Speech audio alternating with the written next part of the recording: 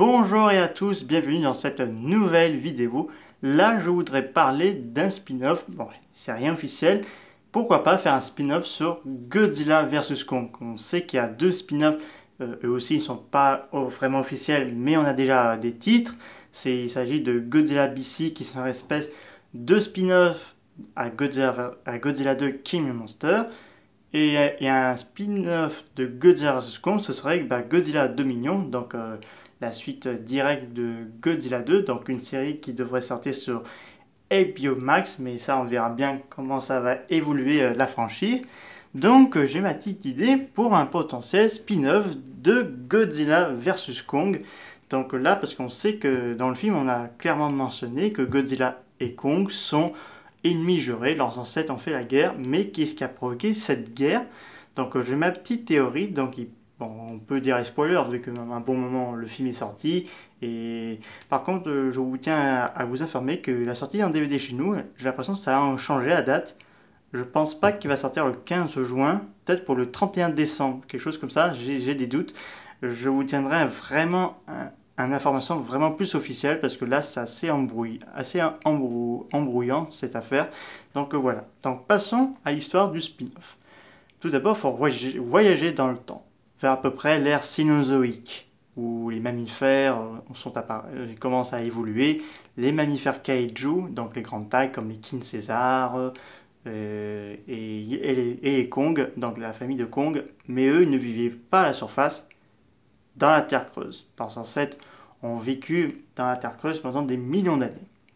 Donc là, ils auraient construit des temples, des statues et une espèce de civilisation, quoi, proche à celle des êtres humains. C'est même le cas dans Godzilla vs Kong. On a d'abord une statue qui remonte une main avec excusez-moi, et puis on a le temple avec un statut de Kong, le trône, donc voilà. Et donc les ancêtres de Kong régnaient en harmonie avec d'autres créatures en attendant, sauf si ces derniers les menaçaient.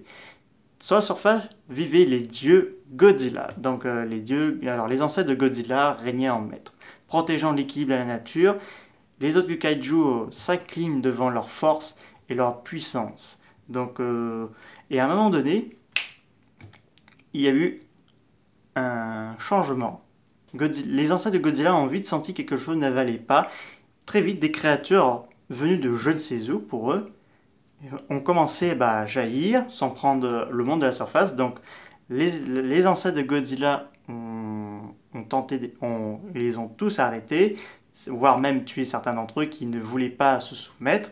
Et quelques-uns des ancêtres de Godzilla se posent la question, qu'est-ce qui se passe en bas? Donc, ils vont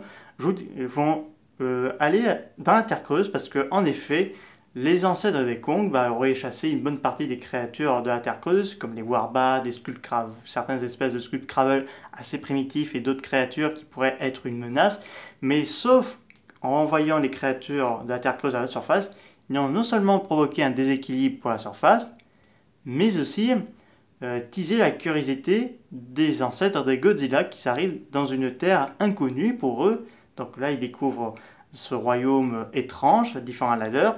Et pour les ancêtres de Kong, ils ne voyaient pas les Godzilla comme des dieux, mais comme des menaces dans leur territoire. Donc ils ont tenté de blesser quelques-uns, voire même les tuer. Sauf que les Godzilla montrent leur puissance avec leurs rayons atomiques qui grillent un bon paquet de Kong barbecue. Donc là, un bon grillé de singe bien dodu pour un Godzilla. Rajouter du ketchup ou la sauce barbecue.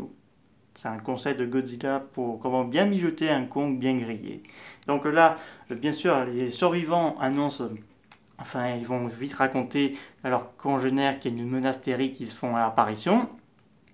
Les autres Godzilla appellent leurs semblables pour arrêter ces primates, parce que pour eux, ça pourrait être non seulement des rivaux pour leur titre de roi, mais aussi de dieu, mais également une menace, parce que vu qu'ils ont chassé une bonne partie de créatures qui vivaient à la terre creuse, qui peuvent faire un déséquilibre pour la surface. Je vois à peu près comme ça, moi, personnellement, parce que c'est une théorie qui tient assez pour moi, parce que Kong lui-même, pas uniquement les ancêtres de Kong, mais Kong lui-même, il ne tolère personne. Il peut chasser certaines créatures qui ne sont pas de chez lui, ou voilà, parce qu'il est assez territorial. Donc là, les ancêtres de Godzilla et de Kong se sont déclarés la guerre dans un combat épique et surtout dans un combat à mort dans la salle du trône. Donc malheureusement, un Godzilla est mort, mais je crois qu'il y a 2 squelettes de Kong qui ont été massacrés ou 2 squelettes de Godzilla. Mais voilà, ça me ferait du mal voir des Godzilla se faire tuer par ces primates. Donc les survivants Kong ont dû abandonner la Terre creuse parce que je pense que les ancêtres de Godzilla sont les vainqueurs de ce combat de la Terre creuse. Ils ont donc renvoyé les Kong ailleurs. Donc les survivants des ancêtres de Kong sont allés dans un tunnel qui les emmène à Skull Island. Donc ils arrivent à cet endroit-là. Et bien sûr, les Godzilla règnent à la surface. Mais Skull Island est entouré par un champ de force avec des éclairs et tout ça. Donc une grosse tempête qui les isole. Donc du coup, les Godzilla n'ont pas senti leur présence. Et les derniers survivants des ancêtres de Kong ont désormais vivé tranquille sur Skull Island. Or, jusqu'à la guerre des Skullcravels, parce que à leur absence de la Terre creuse, les ancêtres de Godzilla vont pas régner à la Terre creuse parce que vu qu'ils ont chassé tous les Kong et ils ont besoin et ils doivent retourner à la surface pour gérer la situation vu qu'il y a un déséquilibre et d'autres menaces bien plus supérieures. Des espèces comme les Skullcravels ont pu en profiter, d'évoluer, d'acquérir des tailles gigantesques. Bon, ils ont perdu une grande partie de leur intelligence, mais ça se tient, parce que les Skullcravels ont pu évoluer sans que personne vienne les déranger.